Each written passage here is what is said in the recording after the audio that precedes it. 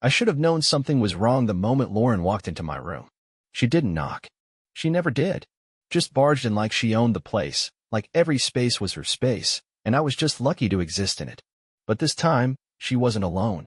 My parents stood behind her, arms crossed, wearing that look, the one they always had when they were about to tell me to suck it up for Lauren's sake. I lowered my mascara wand. What? Lauren sighed, like she was already exhausted by me. I returned my dress. I blinked. Okay. She motioned toward my closet. I want yours instead. A laugh shot out of me before I could stop it. Not because it was funny, but because... What? You what? I asked. I want your dress, she repeated, slower, like I was an idiot. It looks better on me anyway. I stared at her, then at my parents, waiting for one of them to say something, to tell her no. But of course, they didn't. Instead, my mom let out a tired sigh. Honey, you know how much prom means to Laura now. My stomach clenched. It means something to me too. Dad stepped forward, arms still crossed. Don't be selfish, Emma. Selfish. Me. I laughed again, but it came out hollow. I bought this dress with my own money. And Lauren has been looking forward to this for years, Mom said, like that meant something. I felt my pulse in my ears. This is her third prom. Lauren rolled her eyes. And? I could feel my nails digging into my palms, but I forced myself to breathe. I knew how this would go. If I fought, I'd be grounded. If I cried, they'd tell me I was being dramatic. So I didn't fight. I just let it happen. Lauren ripped the dress from my closet. My parents followed her out like she was some kind of royalty. And I sat there. Just sat there, staring at the empty space where my dress used to be. I called my prom date, mumbled something about not being able to go. Then I wiped the mascara off my lashes and crawled into bed. I didn't eat dinner. Didn't eat breakfast either. I just lay there, feeling hollow. 2 days later, my grandma called. Where are the prom pictures, sweetheart? Her voice was warm, expectant, completely unaware that I'd spent the past 48 hours curled under my blankets like a ghost. You didn't send me any. I swallowed hard. I could have lied. I almost did.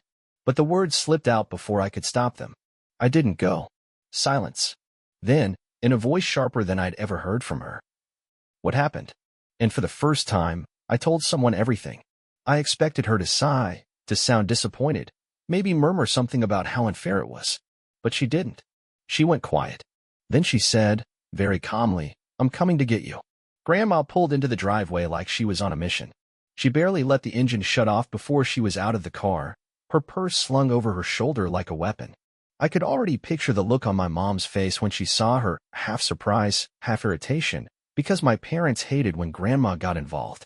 I grabbed my bag and slipped out the front door before anyone inside could notice. Hey, sweetheart, Grandma said, her voice softer now that she saw me.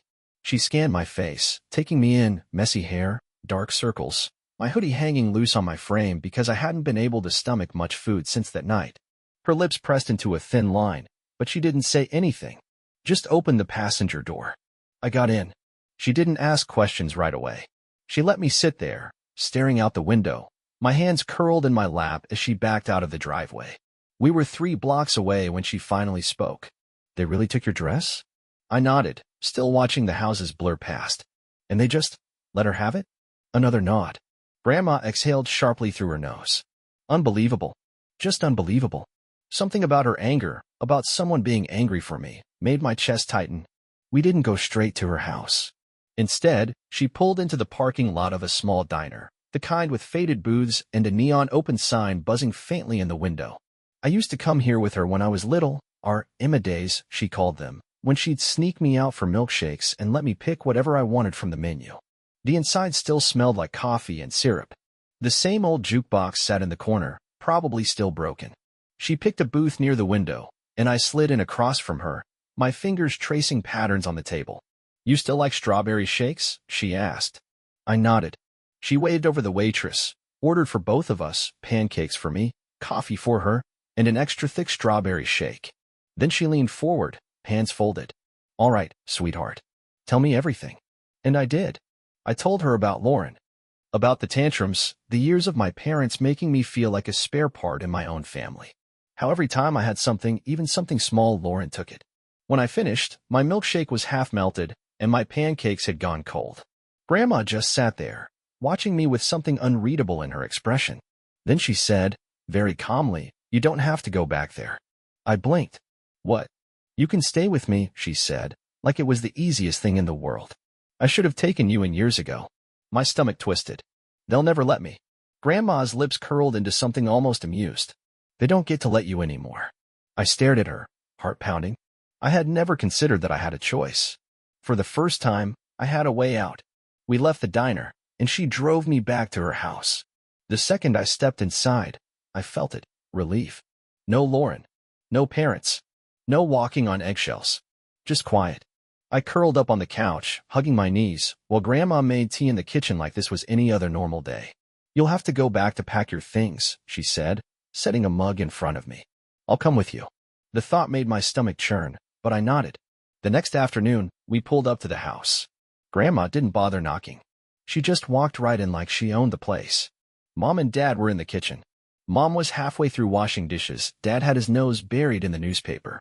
They both froze when they saw her. "Mom," my mom said, blinking. Grandma didn't waste time. "Emma's here to get her things." Silence. Then my dad let out a short, incredulous laugh. "Excuse me. She's staying with me now." Mom's mouth opened and closed, like she didn't know where to start. "That's ridiculous," she finally said. Grandma's expression didn't change. "No. What's ridiculous is how you've treated her." Dad folded his newspaper, his expression hardening. "She's our daughter. She belongs here." "Belongs?" Grandma repeated, her voice sharp. "She's not a possession, Adam. You don't get to use her like some spare part to keep Lauren happy." My pulse pounded in my ears. I had never heard anyone talk to my dad like that before. Mom turned to me, her face suddenly soft, like she thought she could guilt me into staying. "Emma, you don't really want this. You're just upset." I swallowed. My hands shook, but my voice didn't. "I do want this." She flinched like I had slapped her. Grandma touched my back gently. "Go pack, sweetheart." I barely made it to my room before my bedroom door slammed open. Lauren. Her face was twisted in something ugly. "You told Grandma?" I took a step back. "You ruined everything," she hissed. "Everything." I didn't respond. I just grabbed my suitcase and started shoving clothes inside. Lauren watched me, seething. "You think you can just leave?" I kept packing. Her voice turned sharp, mocking. "You're so pathetic. You can't even stand up for yourself. You run away because you didn't get your way." I zipped up my suitcase, my heart pounding. Then, for the first time in my life, I looked her straight in the eye. "You stole from me," I said, my voice steady. "You took my dress. My prom. And you don't even care." Lauren scoffed. "Oh my God, let it go." And that was it. That was the moment I knew. She would never change. She would never feel guilty. Never apologize. Never see me as anything more than something to take from. I exhaled slowly. "Move." Lauren rolled her eyes but stepped aside, arms crossed like this was some minor inconvenience to her. I bolted down the stairs. Grandma was already waiting by the door, her hand on the knob. Mom's voice broke through the air. "Emma, don't do this." I turned. She looked desperate, like she wanted me to stay, like she actually cared. But if she had really cared, she would have stopped Lauren years ago. I turned back around and stepped outside. And for the first time in my life, I didn't look back. The first night at Grandma's house felt strange. Not bad. Just different. I lay in bed, staring at the ceiling, waiting for something to happen. For my phone to blow up with angry texts. For my dad's heavy footsteps outside my door. For Lauren to come storming in, screaming. But nothing happened. The house was quiet. Peaceful. I should have felt relieved, but instead, I just felt numb. A soft knock on the door broke the silence. "Sweetheart." Grandma's voice was gentle. I turned my head toward her. "Yeah." She stepped inside, holding 2 mugs. "Chamomile tea. Thought it might help you sleep." I pushed myself up and took the mug. It was warm against my hands, the scent familiar. She perched on the edge of the bed, watching me carefully. "You're too quiet," she said. I let out a short, hollow laugh. "What am I supposed to say?" Grandma exhaled. "You don't have to say anything. Just know that you don't have to pretend you're okay." I swallowed, staring into my tea. "I don't know how to be okay." She didn't push, just reached over and gave my hand a gentle squeeze. "You will be." I wanted to believe her, but I wasn't sure I could. The next morning, I woke up feeling heavy. Not tired, just weighed down. Grandma didn't comment on it. She just made pancakes, slid a plate in front of me, and let me sit in silence. No pressure. No expectations. Just a quiet understanding that I needed space. Halfway through breakfast, my phone buzzed. Mom, Emma, please come home so we can talk. I stared at the message, my stomach twisting. Then another. Dad, enough of this nonsense. You're being dramatic. And another. Lauren, you have serious issues. I locked my phone and set it face down on the table. Grandma, who had been watching me carefully, reached over and gently squeezed my wrist. You don't have to answer them. I nodded, even though part of me wanted to answer. Not to go back. Just, I don't know. Some twisted part of me still craved their approval. Their love. Like an idiot. That afternoon, I sat on the porch, staring at the sky, when my phone buzzed again. Aunt Cheryl. Hey kiddo. Just wanted to say I'm proud of you. Call me if you need anything, okay? I frowned. Aunt Cheryl wasn't someone I was particularly close to. She lived a few states away, visited once or twice a year. She was the only one who ever side-eyed my parents when they fawned over Lauren, but she never outright said anything. Still, she had always been nice. I hesitated, then typed out a quick reply. Me thanks. A few seconds later, another text. Aunt Cheryl, your dad is losing his mind over this. Grandma really rattled him. Something in my chest loosened. Me good. Aunt Cheryl sent back a laughing emoji, then. Aunt Cheryl, you're stronger than they ever gave you credit for. I wasn't sure if that was true, but I wanted it to be. The next few days, my parents' messages got more frantic. The guilt trips turned into demands. Mom, Emma, this has gone on long enough. Dad, you need to come home. Now. Lauren, you are such an embarrassment. Then, nothing. I thought maybe they had finally given up. Maybe they realized I wasn't coming back. But then, 5 days after I left, Grandma's phone rang. She answered, and within seconds, her face twisted into a scowl. Absolutely not, she snapped. I sat up straighter. What? Grandma pressed her lips into a thin line as she hung up. That was your father. He's trying to manipulate the situation. My stomach dropped. How? She exhaled sharply. They're telling the family that you attacked Lauren. I felt like I had been punched. What? They're saying you got violent. That you lashed out. That I ran away with you and convinced you to leave. I gripped the edge of the table, my vision going red. Of course they were. Of course. They couldn't handle being the bad guys. Couldn't admit they had pushed me away. So instead, they twisted the story. Painted me as the unstable one. I should have expected it. But it still hurt. Grandma reached across the table, gripping my hand. Listen to me, Emma. None of it matters. You know the truth. I know the truth. And so do the people who matter. I swallowed hard. What if people believe them? Then they're not worth your time. I wanted to believe that. But the thought of my aunts and uncles whispering about me, of people thinking I was some angry, violent kid, it made me sick. That night, I lay awake, staring at the ceiling, anger and hurt twisting inside me. I thought about all the times I had tried to be a good daughter, a good sister, how I had let them take everything from me, because I thought maybe, just maybe, if I gave enough, if I sacrificed enough, they would finally love me the way they loved Lauren. But it was never enough. It was never going to be enough. I turned over, gripping my pillow, my chest burning with something I hadn't felt before. I wasn't sad. I wasn't broken. I was angry. And for the first time in my life, I was done. A week passed. Then another. My parents stopped texting. Lauren went quiet. It was like they had just erased me. I should have felt relieved. Maybe even safe. But instead, it felt like standing in the eye of a storm, waiting for the next gust of wind to rip everything apart. Grandma could tell. She didn't push me to talk, but she watched me carefully. She made sure I ate, made sure I slept. Every night, she knocked on my door just to say, "Sleep well, sweetheart." Small things. Little reminders that I wasn't alone. I wasn't used to that. One afternoon, I was curled up on the couch, flipping through channels without really watching, when Grandma sat down beside me. "How would you feel about talking to someone?" she asked. I glanced at her. "Like a therapist?" She nodded. "I think it might help." I hesitated. Therapy wasn't something we did in my family. When Lauren threw tantrums, my parents coddled her. When I cried, they told me to stop being dramatic. But I wasn't in their house anymore. "Okay," I said. Grandma gave my hand a small squeeze. "Good." 2 days later, I had my first session. I sat on the therapist's couch, arms crossed. My stomach knotted. The woman across from me, Dr. Patel, had kind eyes but didn't look at me with pity. I appreciated that. So, Emma, she said, her voice warm but steady. Tell me about your family.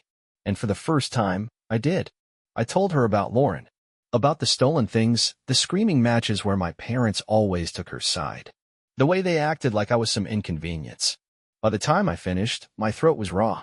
Dr. Patel was quiet for a moment. Then she said, "You know what's interesting?" I frowned. "What?" "You talk a lot about your sister. What she wanted. What she took." She tilted her head. "But what about you, Emma? What did you want?" I opened my mouth, then closed it. Because I didn't know. I had spent so long making myself smaller, quieter, easier, that I had no idea who I was outside of that. That realization hit me harder than I expected. That night, I lay awake, staring at the ceiling. What did I want? Not just what I didn't want. No more fighting. No more being ignored. No more feeling like I didn't matter. What did I actually want? I didn't have an answer. But for the first time, I wanted to find one. The next morning, I went downstairs and found Grandma in the kitchen, stirring cream into her coffee. She looked up at me, raising an eyebrow. "Morning, sweetheart." "Morning," I said, then hesitated. I was thinking, maybe I should get a job. Her eyebrows lifted. "Oh, I don't have to," I added quickly. "You're already doing so much for me." But I rubbed the back of my neck. I think I want to do something. Something that's mine. Grandma studied me for a moment. Then she smiled. "I think that's a wonderful idea." So, I got a job. Nothing fancy, just a part-time gig at a bookstore downtown. It was quiet, easy. I liked the smell of the books, the soft murmur of people browsing. For the first time in a long time, I felt normal. And then, one afternoon, everything fell apart. I was shelving new arrivals when my manager, Carla, called my name. I turned and saw her standing near the counter, a strange look on her face. "There's someone here asking for you," she said carefully. "Your sister." My blood went cold. I turned slowly. And there she was. Lauren. She looked different. Her hair wasn't as perfect, her eyeliner slightly smudged. But the second she saw me, her face twisted into something sharp and angry. "Are you serious?" she snapped, looking me up and down.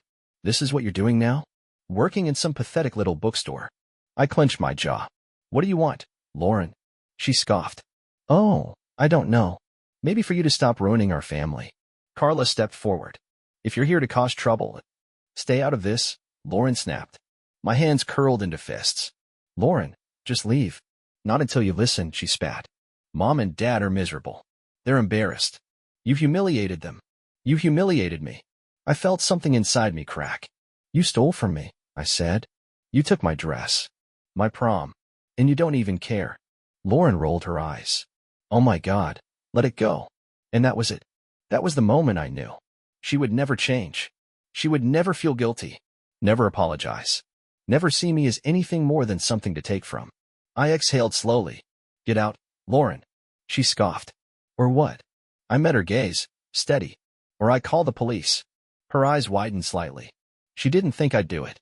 But she saw something in my face, something that made her hesitate. Because for the first time, I wasn't afraid of her. I wasn't the scared little sister who would give in. I was done. Lauren stared at me for a long moment. Then she let out a disgusted noise, spun on her heel, and stormed out. The second she was gone, my knees almost buckled. Carla put a hand on my shoulder. "You okay?" I let out a shaky breath. "Yeah." And for the first time in my life, I meant it. Lauren didn't come back. Not to the bookstore. Not to Grandma's house. But my parents did. It happened 2 weeks later. I had just gotten home from work, kicked off my shoes, and was heading to the kitchen when I heard voices. Angry, raised voices. My stomach dropped. I stepped into the living room, and there they were. Mom and Dad stood in the middle of the room, arms crossed, looking furious. Grandma sat in her armchair, completely unfazed, sipping her tea like she wasn't dealing with two grown adults throwing a tantrum in her house. Mom turned when she saw me, her face lighting up in something that almost looked like relief. "Emma." I didn't move. Dad's voice was clipped. "We need to talk." Grandma sighed and set down her cup.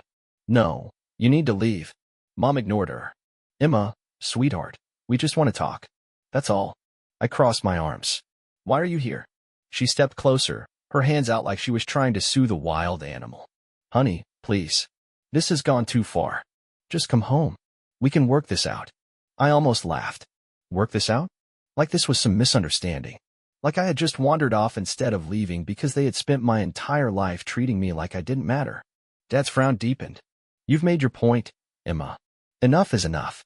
I tilted my head. My point. This little act of yours, he snapped. Running away? Making us look bad? It's childish. Grandma let out a sharp, humorless laugh. Oh, please, Adam. He shot her a glare. Stay out of this, Mom. She raised an eyebrow. Not a chance. Mom sighed, pinching the bridge of her nose. Emma, we just want our family back together. I exhaled slowly. So do I. Her face brightened. Then I said, but this isn't a family. She froze. Dad's jaw clenched. Don't be ridiculous. I shook my head. I'm not coming back. Mom's eyes went glassy, like she was seconds away from tears. Emma, don't do this. For a second, I felt it. That familiar pull of guilt. That part of me that still wanted to be wanted by them. But then I thought about prom night. About every night before that. And I realized something. They didn't miss me. They missed their scapegoat. They missed the version of me that let them treat her like nothing. I'm done, I said, quieter this time. Mom opened her mouth, maybe to argue, maybe to beg, but Dad grabbed her arm, shaking his head. Let's go. She hesitated. Then, finally, she turned away. They left without another word. The moment the door shut behind them, my legs gave out. I sank onto the couch, pressing my hands to my face. My whole body was trembling. Grandma sat beside me, resting a hand on my back. You did good, sweetheart. I let out a shaky breath. Then why does it still hurt? Because you're a good person, she said simply. And they never deserved you. I didn't respond. I just leaned into her, and for the first time in a long time, I let myself cry. The next few months weren't easy. There were nights when I missed them. Not the real them, the people they actually were, but the version I had spent years hoping they would become. There were days when I wanted to text my mom, just to see if she'd answer. But I didn't. And over time, it got easier. I kept going to therapy. I worked at the bookstore. I started making actual friends, people who liked me, who weren't waiting for me to shrink myself into nothing. And then, one day, I got an acceptance letter. I read it 3 times before it sank in. I got into college. My dream college. I ran downstairs, practically tripping over my own feet. Grandma! I shouted. She turned from the stove, eyebrows raised. What? I shoved the letter at her. She read it, and for the first time since everything happened, I saw her eyes shine with happy tears. Oh, Emma, she whispered. I'm so proud of you. And for the first time in my life, I believed it.